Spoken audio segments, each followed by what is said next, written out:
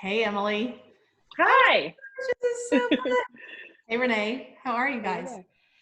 As we say, happy whatever day it is, because we don't know Happy anymore. Yeah. What day of the week is it? It Right. didn't know why. We're good. Today's a good day. The sun is Yeah. shining here, so it's awesome. And Emily's in Austin, and Renee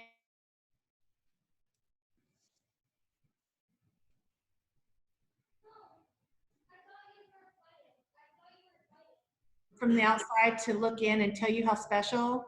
Well, that's who we have today with us, and who we have here in Austin with our border Great. realtor. So I'm super excited to have you today. Oh, that's so kind. Thank you. I'm super pumped to hang out with you guys. Yeah, so let's introduce, for those that don't know who you are, Emily is our CEO of the Austin Border Realtors. She has a phenomenal background and just so much awesome things that she brings to the board, but you're also the youngest CEO. I am, right? of ABOR. Yes, I'm Female. the first female and youngest CEO ever at the Austin Board of Realtors. There were many men that came before me, and they all did a great job of establishing the organization that I inherited. And now we're taking it a little bit of a different direction, which is fun. Well, and you're shaking it up, and Yeah. we love how you're leading. And I was saying this earlier, you're leading bold and you're leading well, and people are taking notice, not even just in Austin, but around the country. And when you've been on the stage at Inman, and it's funny because Renee, you were in Inman, and a lot of people were in Inman when you were there. I wasn't there, and I was getting texts going, "Oh my gosh, you guys are so lucky. Your Austin Board of Realtors CEO is amazing." And when you're getting texts like that, when the whole nation, is taking notice, it's pretty. I'm like, yeah, Austin rocks. Well, I'm glad I made you proud. Yeah, Oh my goodness, you should all be so proud, because it was Inman summer of 2019, and it was. I just said the jaws were on the floor in all the right ways, and when I left that group that was attending your speech, I said, now that powerhouse is going to make a difference in this industry, and it fired me up. Oh, well, thanks. That kind of interesting story about that. I was not scheduled to speak originally on the main stage. I've done the moderating of the data track for a couple of years at this point, and I love doing that. That's my wheelhouse. It's all the association and MLS stuff. And that Brad lost a speaker in the lineup, and a mutual friend of ours, David Sharon, recommended that he give me a call because he thought that I might be able to fill in. I'm not sure what he was thinking when he thought I might be able to fill in, except that I do enjoy speaking all the time, every time. My husband would tell you so. But Brad called me and he said, I don't really know what you would talk about, but do you want to fill in this spot on the main stage at Inman? And I thought, well, yeah, but I'd like some direction about what is here. And he gave me some guidance, but I thought about it and I thought, I have a story to tell that is my own, and that is the Austin Board of Realtors. And in parallel, those two stories are really powerful. And so I felt really compelled that if I was going to do it and stand in kind of last minute and go through the stress of that, I wanted to tell the story I wanted to tell. And thank goodness Brad was all about it and really gracious in allowing me that time. So it was an honor and it was really fun, but it was also just kind of crazy timing. And I think if I'd known any more in advance, I would have been too stressed to manage it. So it's probably good it was a last minute thing. Well, and that's why it worked out so well. And yeah. So why do you want to share some of your background, some of your story with us? Sure. Yeah. Sure. So on the personal side, the story that I told on that stage is about my youngest son. So I have two little boys, Hudson and Barrett. We call Barrett Bear. Hudson is 8, turning 9 this summer, going on 30, I think. And Barrett is 5 and hell on wheels wild. And he earned his wild because Barrett was born in kidney failure. So I knew when I was pregnant with him that his kidneys were not going to work all the way. When he was born, they were definitely much worse than we had expected. And so he went on dialysis at just 3 weeks old. He was at 5 days old, had surgery to place his catheter, and 3 weeks old began. And then just 3 weeks before his second birthday, he had a kidney transplant. And so I had this really crazy experience of all of the time that was happening, I was having this rise in my career at the association, which was just nuts. I was becoming the COO of the operation, which was big and powerful and felt like a lot of business at the same time that I was sleeping on the floor at the children's hospital trying to make sure that Bear made it to the next round and got to his transplant. And it was a powerful experience because I think it did connect me with, you know, what you can do when things are really hard and how resilient we actually are when we don't know we are. And then it was really just after that that ABOR had kind of its rock bottom experience. So at the Austin Board of Realtors, we had quite a bit of board politics that resulted in the removal of 2 board members who were pretty big leaders in our market area.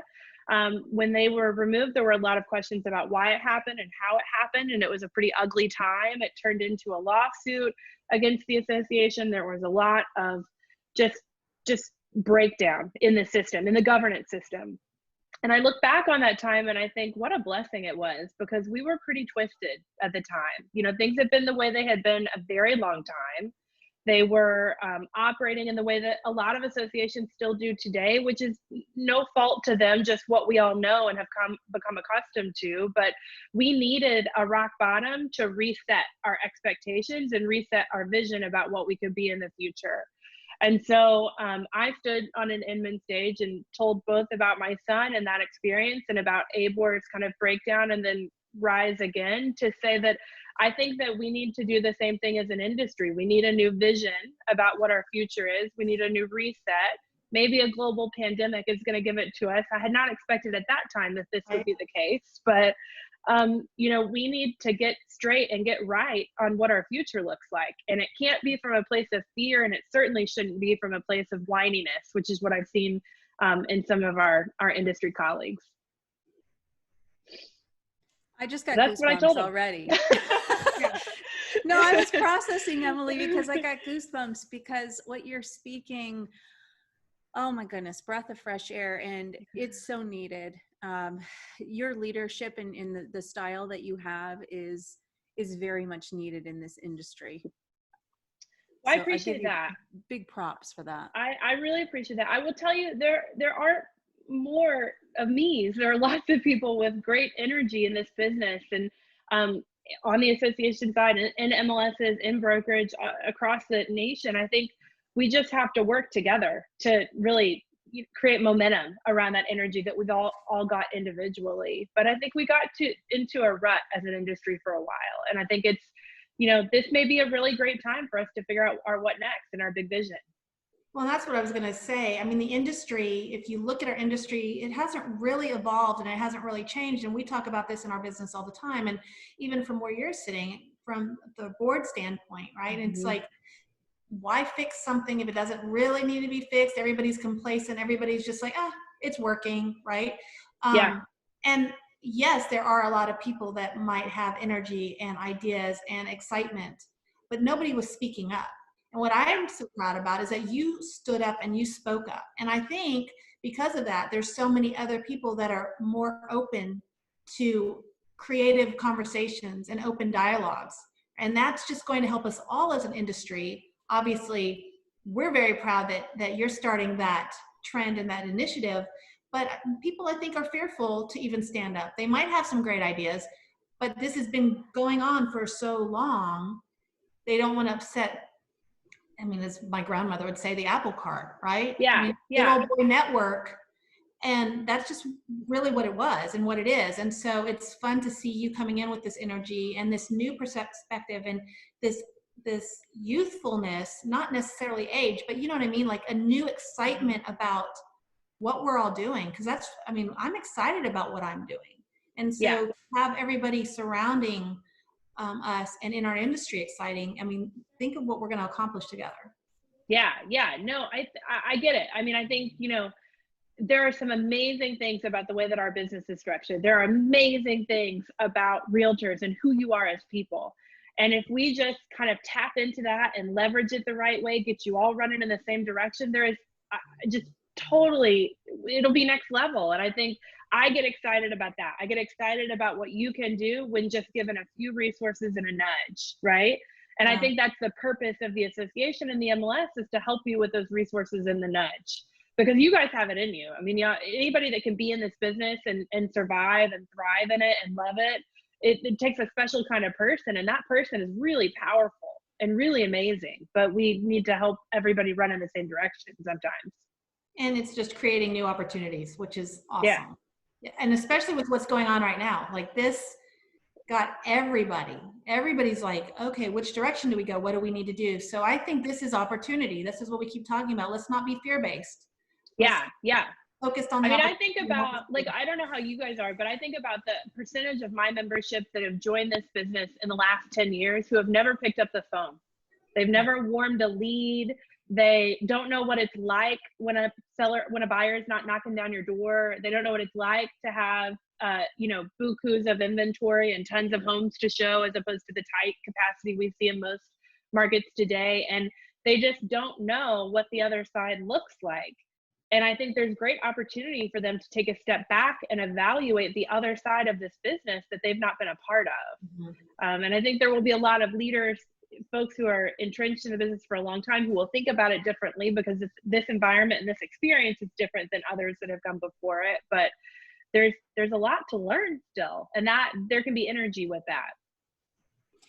Emily, you had mentioned a time, your son that you call Bear was going through the kidney dialysis, and you said that you were experiencing growth in your career as you were evolving through the Austin Board of Realtors.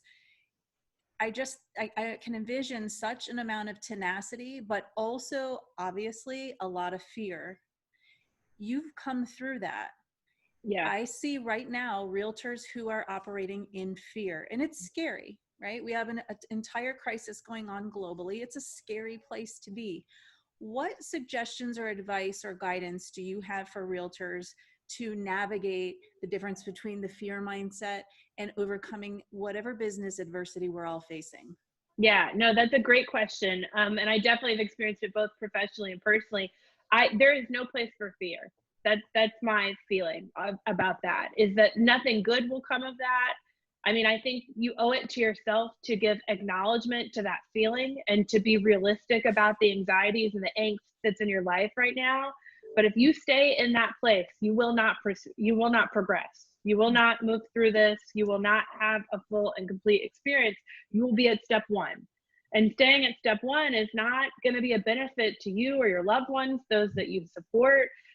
There's just no place for that. And I can tell you that even today, I mean, I could absolutely be living in fear of a virus that is killing people when I live with an immunocompromised 5-year-old, right? I mean, take that in for a minute. I had to take him for labs last week because he has them every 3 months, and he hasn't left the house in weeks, and I hated taking him somewhere. And that was absolutely a fear-based experience. The flip side of that is when we take him to his labs and I get the feedback from his nephrologist that he is happy and healthy and his kidney as well, what a great thing, right? And so scary things can be really great, and they can grow us, and we just have to move through them. So I guess my first advice is don't stay stuck. You should acknowledge your fear, acknowledge your angst, allow it to be, but just don't stay there. I am definitely, we're into the Myers-Briggs type at the Austin Board of Realtors, the MBTI. I am an ENTJ, which means I'm a driver. It's probably a fault, but in these cases, it's a blessing, because I go straight into like management mode. I managed the baby in the hospital. I was the CEO of that baby. Every doctor came through me, every nurse came through me, and that's what I knew how to do. So I did. I think you go back to those things that come intuitively to you when you're in a fear position or posture, because those are the things that will come naturally and that you can excel at naturally. And really get back to your basics. Somebody asked me recently how I'm leading or how I'm managing right now. And I said, it's so interesting, because yes, this is a very technology driven environment because we're having to connect in these ways, but it's very much a connecting environment. It is high touch. I'm calling our big brokers in our market regularly on the phone, texting, touching base, things that we might not do if we were just in market and I ran into them at events or gatherings. But it's, we're getting back to basics in terms of how we connect with people. And I think that's really powerful too when you're feeling that fear. You need to connect with folks that create that energy and momentum for you and keep you driving. We're hearing a common theme. Everybody we talk to, it's always get back to the basics, right? Yeah. And being more intentional. Yeah, and your basics are going to be different than somebody else's. You know, my point would be like, do what comes intuitively to you, because you can do that almost on autopilot. And that if you are in that paralysis version of fear, if you get back to what you know, you're going to move forward, and then you'll get into the uncomfortable stuff later. The uncomfortable is where we grow, though. Yeah. Right. Yeah. I mean, that's the bit. And that Elizabeth and I have spoken to a lot of inspiring leaders, and hearing that common thread among everyone is that we have to stay focused on the silver lining and the lessons that are being spoken to us, because if we focus on it, there is a beauty on the other side that we know will come out stronger, it's important. Yeah, I'm very much a believer in that concept of bittersweet, that you would never know what sweet tasted like if you had not had bitter first. And I think, you know, I would never know like how to be the mama I am today. I would not know how to lead this association the way that I do today if we had not had rock bottoms. And I think that it's okay to acknowledge that a rock bottom wasn't fun and that it's not what we desire, but there's a lot of great things that come out of having established where your bottom is and then going up from there. Well, and people are watching, right? And I love that, because I think just with everything going on, we've talked to people about safety, we've talked about people about processes, we've talked about people about communication, and you know, you all have done a really great job with communicating and keeping us posted. It was funny because I have this group of agents that we always talk and we're accountable, and they were stuck in fear, right? Yeah. And there was it was on Voxer, if you know what that is, but we were going back and forth on Voxer, and they were like, Elizabeth, why aren't you agreeing with us, essentially? I was like, I'm not watching the news. I'm not. Yeah. I'm removing myself from things that I know are going to add more stress for me and anxiety. And they said, well, how are you keeping up with what we're supposed to be doing and how we're supposed to be? And I was like, because the Board of Realtors has been keeping me posted. Like, yeah. I am so, right? I mean, you're sending emails, we're getting notices. You all were so on top of what we should be doing, what you recommended, how we should handle things, that was a positive that I could focus on instead of watching the negative news or what have you, but I was still being informed. And they're like, oh, I guess you're right. So it was just switching it a little bit, right? And so thank you for that. You all, I know you've done a lot, and I know there was a lot of struggle, and I know it's not probably all perfect, but we see a huge increase in what y'all are doing. And so as a member, I want to say thank you, because you are keeping us updated. You are making us feel like our voice is important and we're being heard, and you're making changes to complement what we're already doing. Oh, I appreciate that. You know, what's important to us and how we communicate to you is that we do it in a way that is human. So like one of the biggest things that we did differently when I was first becoming CEO and we were needing to kind of reestablish who we were and regain the trust of our membership was that we talked to you like people. Right. And like the people that you are spunky, type A salespeople who love connection. So if I speak to you institutionally, you delete and move on. But if I talk to you in the way that we're talking now, you engage. And so we've always been really, since that time, we've been really dedicated to speaking to you in the way that we think is the way that you will absorb it and the way that you can hear it. And the same was true with these COVID-19 resources. You know, we did things like to create color sheets for you to give to the kids that you're having to like quarantine to the other room because you're on a Zoom call on a listing presentation, or, you know, just trying to think about that kind of whole health and the whole person as opposed to just serving your business, because we think if you're taking care of all of you, then you're going to be more successful in serving your business needs as well. I would love for you to dive in a little bit on what are you seeing with the members? We feel sometimes that it changes hour to hour. I mean, you want to talk about ever evolving environment to navigate this. We're all going to come out stronger for sure because it changes often. What are you seeing in your local members and in your markets? And maybe if you want to talk a little bit about the resources that are available for the Board of Realtors that you have available. Yeah, no, absolutely. I mean, I think we're seeing a really resilient market. and a really resilient group of realtors. So we were in such a position in Austin of not enough capacity for the demand that we have. That pipeline is so long and deep that even with a hit to it in terms of the demand from folks that might have lost jobs or that are in a different financial position, just don't feel comfortable moving right now, that demand is still so strong and so long and far out that this market is really sustaining pretty strong and fast and furious still. And in some ways, actually, because folks have taken listings off market because they feel uncomfortable proceeding at this time, it's gotten even tighter and more challenging in terms of that capacity meeting demand formula that makes our market go round. So we're seeing a strong market, which we think is great. We think that the things that have made Austin strong to date economically, the diversity of our economics, the things that drive people to love Austin are still going to be there even when we can leave our homes.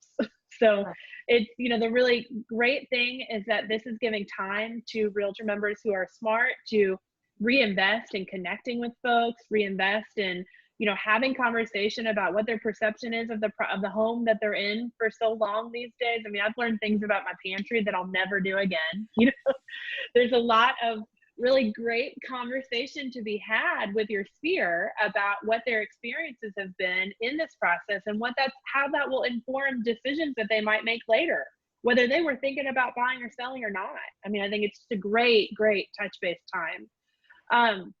Like I mentioned earlier, you know, some of the resources that we've tried to provide are those that focus and harness the energy of our members. So task lists, productivity worksheets that just kind of help you remain focused. We've provided FAQs for buyers and sellers so that those that feel like they are willing to navigate the market but want to know how to do it safely have some of those frequently asked questions addressed up front. Lots of contract resources that have come down from the state association, waivers associated with entering properties or not, and just kind of informing everyone. And really just trying to give high-level guidance while still respecting the position that brokers play and really giving specific guidance on business practices and policies. So we want to be there for them and be a news source to Elizabeth's point that is positive and that is, but realistic about the challenges that we're facing in just such a weird time. What I would love to know kind of just truly what kind of feedback and responses you get when you speak, when you say things that might be uncomfortable for people that have been in the industry for a long time, when you were on stage with Inman, like what are some of the that video you're getting? Because the video, yeah. I know people are like squirting in their seat. I mean, tell like, because I love what you're doing. And I think making people uncomfortable sometimes is a very strong, you know, it's a very strong quality of leadership, right? And yeah, like I said, you're shaking things up. What are some of the responses and reactions you're getting? Well, my husband would say, no, I'm just kidding. He would be a very different story. I'm sure. You know, I think people are responding positively. I think there are many people that I wish somebody had said that a long time ago, or I've been thinking that for a really long time and was either unwilling or not heard when I said it. So I get that a lot. Like, yeah, that's what I'm talking about, you know? She said, yeah. They're like, they pile on, that's great. I'm happy to do it. I didn't know that this is really who I was for a long time. Like, I didn't know that I was making people uncomfortable when I said things that I just thought needed to be said. And so I've since learned, you know, that is obviously a more direct style of leadership, but it's the only way I know to be. And I do that because I have trust and respect for the people that I'm in relationship with, for the community that I'm in relationship with. I can absolutely be wrong, but I'm going to tell you what I think, and I'm going to hear what you think, and we're going to work through that in dialogue and get to the other side and be better for it. And so I hope that people perceive of me that I'm being genuine and authentic, because I am. And I hope that they know that I definitely don't think I have all the answers, because I definitely don't. Oh, I love it. Thanks. I also think that being a leader who admits that we don't have all the answers is a very admirable quality, right? And that again gives room for growth in a collaborative fashion. I have found that to be really important right now, because even Elizabeth and I shared a phone call. Well, gosh, it's probably been 4 weeks ago now, but I said, I'm not really sure how to lead right now. I'm terrified. And we had a lot of conversation about that. Is we're going to navigate the best we can, and not having the answers is not the part that should freak us out or that we should be afraid of. It's not showing up that should be the thing that should scare us. So if we show up and we put it on the table and come from a collaborative mindset, we'll get through anything. Yeah, it was a hard lesson for me to learn in this position, that I did not have to have all the answers. I'm very much the kind of person that wants to have all the answers for my team. It's a mama bear instinct of like, I want to be there for them and with them all the time. And for my leadership team as well. But it took me a while to be comfortable with, great question, it's going to take, let me work on that. Or, we're not going to have the answer to that. We can't solve the problem of global pandemic right now, but we'll work on that tomorrow. And so but it's been a great growth and like learning thing for me, just to kind of figure out how to be uncomfortable not having the answer and moving through that stuff. But I do think that my job each and every day, especially as it relates to our 50+ staff members, is to just be there and be present and be honest with them. I tell them, I don't know when we're going back to the office, but I can tell you that this is how I'm going to think about that decision. And this is how I'll approach it when the time comes, but I don't know right now. And I think that they'd rather hear the truth from me than some, bullshit line about what's going to happen tomorrow. Right. Well, that increases the respect, right? We respect people who are going to just tell us. If they don't know, I respect that much more than somebody like, now I don't really trust anything they're saying. Yeah. But like Renee said, she didn't know how to lead. And we talked about it. It was like, none of us do. Like, this is not something that we've ever been faced with. And it's not just a real estate specific. It's not just an industry specific. This is a global situation where everybody is in the same, unknowing how to lead correctly.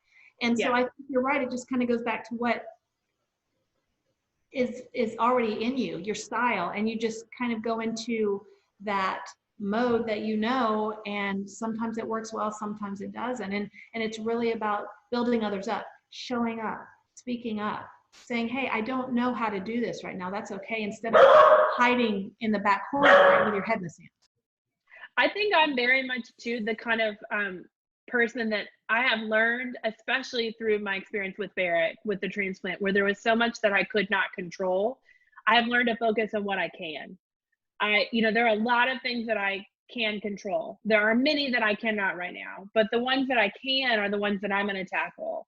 I can control how I lead my team. I can control how I communicate with them and how often I touch base with them and if they feel supported for the most part. But I can't control when we're going to go back to the office. So I'm not going to. I'm just, we're going to be prepared, and when it's time to make a move, then we'll make a move or whatever it is. But I think of that in terms of how you guys engage clients, that you really do have to guide them through what they can control and not, and set their expectations about what you can control and not. That's half your gig, is just preparing people and setting expectations for what's to come on what is, even on a normal basis, a pretty fluid process, but way more fluid and malleable right now. Well, and they have that confidence and comfort when they know that we're on their side and we're their ally, right? I had a client call me today. Hey, do you have a minute? Just a quick second. Sure. And that quick second turned into an hour-long conversation, right? Yeah. But that's what she needed, and in any other time, I wouldn't have been able to just stop whatever I was doing for an hour, right? So it's really diving into that. But our clients are looking to us for the answers. I mean, we have a lot more knowledge and with the process and the systems and the safety than they do. And so it's them coming to us, even if we don't have all the answers or necessarily think we know how to lead, we are leading in a way that's helpful for them. And so that's been really eye-opening for me as I keep having conversations with people, and I'm hearing different questions, and I know those answers, and it gives them a sense of peace, if you will. Yeah. Like, at least this piece is settled, even if these 4 are not. Right. Yeah. somebody's in control of something, right? But when you say you don't want to control, you don't focus on the fear, I found that that takes too much energy, right? Just being in fear is just so much energy. And I'm like, okay, I don't want to be there. I don't have that energy to waste. So I'm trying to, it's like I said, not every day is perfect. Yesterday was a tough day and I was very vulnerable and I wrote about it. But I had so many people reach out going, oh my gosh, thank you for saying that, because I'm there too. And it's okay to have a day or have your time. Just don't get stuck there. Yeah, I had a lot of people when Barrett was very little and very, very sick, people would constantly ask me, how's the baby? How are you doing? How are you doing this? And they would like want to come at it with empathy, which was beautiful. But I would often tell them, we grieved for him and his health long ago. I knew when I was pregnant, we knew what was coming, but he's here now and he is amazing. And I am absolutely the luckiest mama on the planet to be his mama. And I believe that and always have. But that didn't mean that I didn't shed a tear in the children's hospital or that there weren't these moments that were really scary and upsetting. But generally, day to day, we put our fear on a shelf because he is amazing and worth every minute of it. And I think that that's true of the things that even we're experiencing now. We're all in fear about our businesses, about our well-being, our mental health through this time, but there are really beautiful moments that are happening in your homes that never would have happened if we weren't in this experience, and would not have been, it wouldn't be like this. It wouldn't. And so I'm really trying hard to kind of anchor too. And like, there's a lot of unknown and a lot of fear and a lot that's hard, but there are some really great things that are happening as a result of this. Yeah, gratitude and grace are the two that I've been really focusing on, because we talk, we're all busy. Like, we get caught up in the things that aren't so important. And this is allowing all of us, like, I don't have to feel guilty that I'm spending more time with my kids, because everybody's all stuck in the house, right? And so I'm grateful for, yes, we're all going a little stir crazy, but I'm grateful for that. And so gratefulness and gratitude and grace are really what I've just changed my attitude and I'm really focusing on. I love that. Emily, I'm curious about the topic of it's across all industry, but let's talk specifically about real estate. Real estate agents out of necessity have all adopted new technologies to navigate through this time that we're all working from home, new strategies, new approaches, new tools, and that has been out of necessity for many. What are your thoughts on, if we look out and forecast into the future, the efficiencies we might see in our industry now that the consumer has adopted these same tools out of necessity? What are your thoughts on how we might see our industry evolve? Yeah, no, I think, totally an untapped future on that front is how I think about it. I think that there are things we absolutely cannot predict now that will definitely be true tomorrow as a result of this experience. One of the things I think about is, I keep seeing this really cute meme on social media that if you can like find your spouse online, then you can definitely buy a house online. And there's some truth to that, right? There are people who thought I would never buy sight unseen, or I could not do that. And especially with the amount of relocation that happens within Texas, most of the relocation in Austin actually comes from the other major cities within Texas, but there's quite a bit from outside of Texas as well. And, I think about how much more fluid could that business become when people really do get comfortable trusting that what they see is what they get. And how will it force the industry to move forward with higher standards for that too, so that we don't have, iPhone photos suffice for a listing presentation, for instance. But so that's one of the things I think about is how far can we push the envelope on a consumer's comfort with regards to the potential purchase, the walkthrough, the virtual tour, all of that good stuff. And then how much more seamless can we create that experience to be? How much more integrated can it be with the MLS? How much more lifelike or real can it become for us through AI? I think we've known those technologies were there, and some of us really are early adopters and really pushing for it. Now they're a necessity. So to your point, we all get on board with how we leverage them in our business. And that's just going to help create a lot of momentum behind those things. Well, it pushes the needle faster and further, right? Yeah. I mean, Elizabeth And with less consternation, you know, like with more oomph behind it. Elizabeth and I, you know, we're both tech savvy realtors who've been doing a lot of these technologies that are now being forced out of necessity. We've been doing these for years. It's kind of exciting to see that the consumer, what my hope is the consumer will then raise the bar in their expectation of the realtor, right? So that the realtors have no choice but full adoption as a standard moving forward, because it's just what's best for the customer. You know, Renee, it's cool to hear you say it that way, because as an MLS and an association, we talk through, you know, I could provide X, Y, or Z tools, but adoption is so difficult in this business. It is so hard to, you know, motivate 14,000 realtor people in our market to want to adopt and embrace this future, right? And I can understand that they're busy and it's hard to do new things and it's uncomfortable to do new things. And we don't always have the time that we have right now to think about how to make it work in our business and in our workflows. So but I love to hear you say the consumer will force my hand on that point at some point. And that, I think that's true. But I think that was sort of a, well, when is it going to happen thing for a long time. Now we really may be resetting their expectations.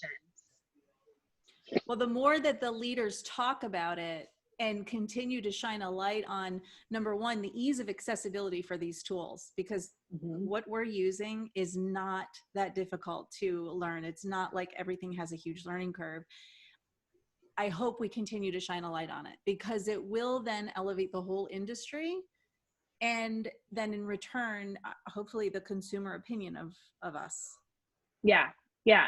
I had this, I host a podcast and I had a guest named Jeff Turner, who is a longtime tech entrepreneur in our business. We talked about, is technology the great equalizer? And he and I both agreed it's not an equalizer, because people are so darn resistant to utilizing it properly. It is, you know, it has the potential to be a beautiful equalizer in terms of creating continuity and flow in our marketplace. But until such time that people will adopt it, it can't do what it's meant to do, and it won't enable the great fluidity that we deserve.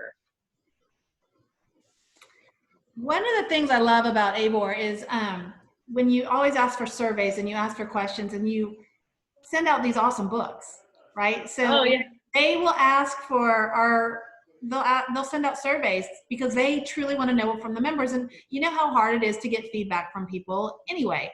And it's one more thing and what have you. But they've done a really good job. But then what they do is they allow you to pick from from these certain books. And they're awesome, awesome books, leadership books or what have you. And one of the last ones I got was Brene Brown, which, you know, I adore Brene Brown. But I've really gotten some other great books because ABOR recommended it. What are some of your favorite books, Emily? Leadership books or otherwise? Oh man. Well, yeah. First of all, bribing is an excellent technique when managing association business. Yeah.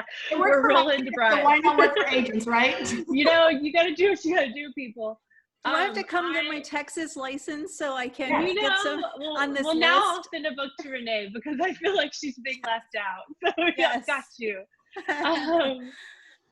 You know, I'm reading Untamed right now by Glennon Doyle, and it's beautiful. It's just like this sick representation of, you know, things that we know are true. I mean, I think we know the box that we fit in day to day in our lives, but we're, you know, you can feel young and spunky and feel like a great leader and like you're not in a box, but you still are. I mean, there's still some things that are ingrained in us so deeply that we don't stop to think about, are they right for us or not? And so it's been just a really, I don't know, it's been deep. It's been a good dig. So I'm really into Untamed by Glennon Doyle. I read fiction a lot. I read every night. This has been the most amount of TV I've watched in years, just because we're stuck and it rained all those weekends, as Elizabeth knows. So I'm generally a reader of all fiction. But I also, Marie Forleo has a book called Everything is Figure-Outable. That's one of the books that ABOR gave at the top of the year. Yeah. I think about it, but I haven't been able to read it yet, but that's the one. I'm really excited about that book. Yeah. Yeah. So I helped pick that one. And I like it because I think it's just like so obvious, but we don't think that way. Everything really does have an A to Z steps. We just sometimes we have trouble breaking it down that way. So I like that idea that anything can be done. It just, you got to take a minute to kind of piece it apart and pick it apart. So those are some that I'm reading right now. Well, a friend of ours who came on, a leader that I just highly respect, his name's Sean Rawls. He just wrote a book called Effortless, and it hasn't come out yet, but when it does, I'll have to send you a link, because you might want to send that out to to the members, because it was talking about 18 F words that really. That's my jam. I know. I'm like, I love this. And I said, Sean, come on, you got to send us a book. And so it might be delayed, but I think he was talking about family, faith, fitness, all these different things. Oh, those F words. Oh, there was another one too. Don't worry, Emily. There was another one. He's probably thrown in a couple of, unknowingly unmentionables. But I think I love that. I love titles like that. I love books like that just kind of catch your attention and grab you and suck you in. So we'll have whenever it launches, because he's not giving us any advance notice on that one. I want to see it. You'll have to keep me posted on that one. Yeah, it's a good one. We are so grateful that you took time out of what we know is a very busy schedule to sit down and chat with us. You're just amazing. You're amazing. Oh, well, thanks. You guys have made my day. Well, and I really appreciate that. I'm impacted directly by what you're doing, and so I want to say thank you. I love that. I love that you're being a leader on the big industry-wide real estate stage across the country, and you're representing Austin, Texas so well, right? But when I bring it down and it's much more hyper-local, and what you're doing and what your team is doing for us to make us better in our business, to make it easier for us in our business, right? Because we've got so many things we could be doing. I just appreciate that. It makes such a big difference. And so I want to say thank you, because I'm being directly impacted by your efforts. Well, I really do appreciate it. I take every comment from our members to heart. I really have a sickness. I love Realtors. I love you guys so much, and serving you. I mean, serving you is like my greatest pleasure. It's truly, I love my gig, and I love the team we work with. We have an amazing staff at the Austin Board of Realtors. I owe them all a huge shout out. They've been killing it trying to provide resources for you in this time. So big shout out and love to all of my staff at A-Board too. So are there things that you want to make sure that members or people know about the resources right now on aboard.com, or classes or special that you want to bring attention to? Yeah, A-Board, we launched a new virtual education vertical. So it's live virtual education. It is not just a Zoom though. It's, we really we took our time to build out a complete platform that has integrated resources and a smoother process and just feels very, very professional. We have staff moderating every class, which helps make it kind of keep it clean and keep a good environment in place when you've got a bunch of agents on video. So A-Board on Air is live for associations in other parts of the country that maybe have not launched that vertical, but they're looking to figure out how to do that. I would love for them to give me a shout. Chenevert at aboard.com is the best way to get me. You can find me on social media too. I answer all the things. But we really want to help other associations launch that live virtual education, because we think it's really critical, not just now, but we think it will be in the future. And, we all should have done it a long time ago anyway. We're just busting our butts now. The other thing I might mention is that, like I said, I host a podcast. It's called the Scratch That Podcast.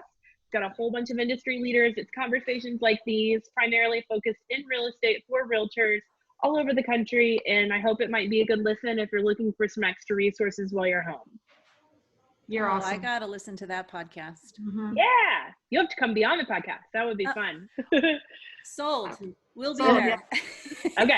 Love it. Emily, anytime we can be a resource or help you, we just appreciate you so much spending time with us today, and keep doing what you're doing and keep leading the charge and making everybody proud. Thank you. You guys too. I appreciate it. And this was the best part of my day, I assure you. Go hug those babies and enjoy your silver lining, because I know you're focused on that too. Thank you. Bye, guys. We'll see you soon. Bye. Bye.